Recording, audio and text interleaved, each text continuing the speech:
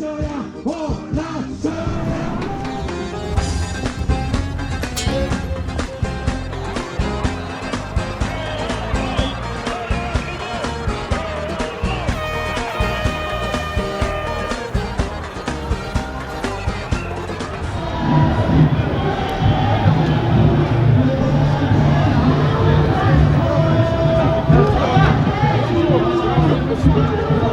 est à Barbès et on fait une manifestation pour les sans-papiers contre le racisme.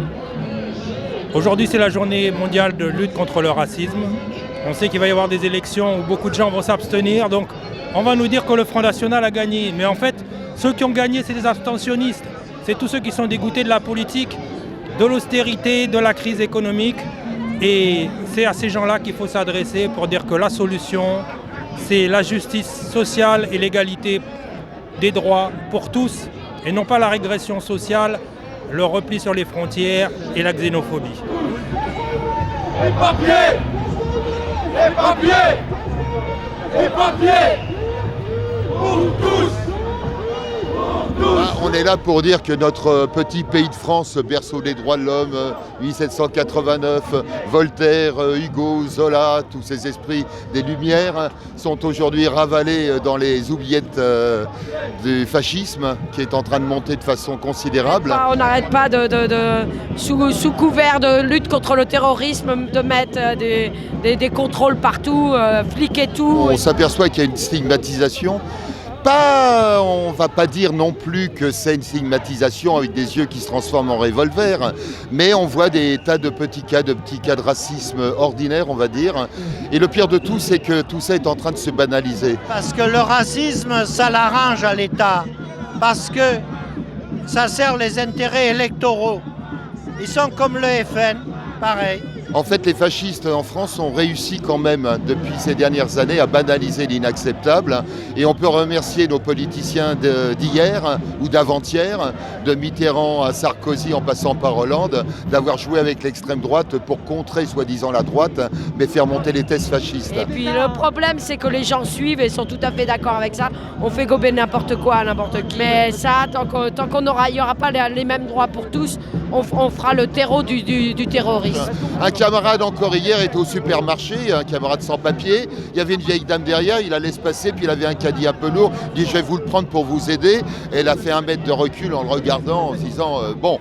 Alors on voit quand même que dans ces fêtes-là, il y a un venin à dose homéopathique, mais qui est en train de s'infiltrer dans les esprits, de polluer les esprits, et je pense que là, il va falloir qu'on soit sacrément costaud et cimenté dans la durée. À force de pressurer les gens, soit ils vont crever, soit ils vont prendre le chemin des émeutes. Non, et puis je pense qu'on a réussi à séparer les gens, donc du coup les gens ne se lient plus entre eux, et puis aussi à faire passer un message comme quoi ça sert à rien quoi, en fait, de lutter parce qu'on n'arrivera à rien.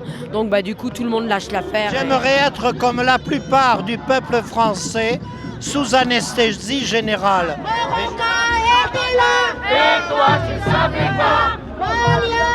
était là. Et toi tu savais pas. Africa était là. Et toi tu savais pas. Nous voulons qu'on soit tous régularisés, sans exception, mais non par cas, et que c'est ça pour éliminer cette histoire du racisme.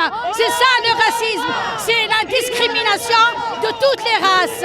La discrimination égale le racisme. L'indifférence est le fléau numéro 1 de notre époque. Et ça, j'ai pu le vérifier à maintes reprises, et je peux le prouver en 100 pages. C'est un véritable fléau. Il est même avant le racisme et le terrorisme dans le cadre français.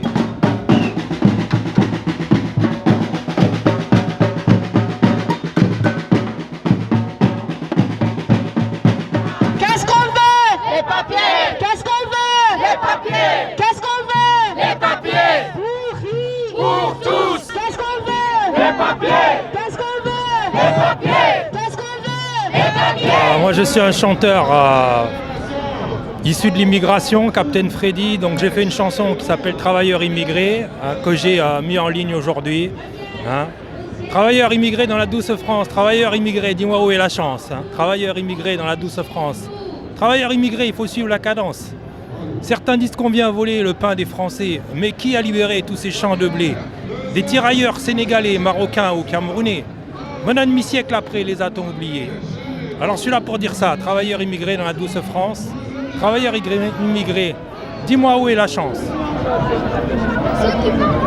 Aujourd'hui, on est là pour manifester, pour dire stop aux lois islamophobes, stop à toutes ces lois racistes, contre les femmes musulmanes, contre les Roms, contre tous.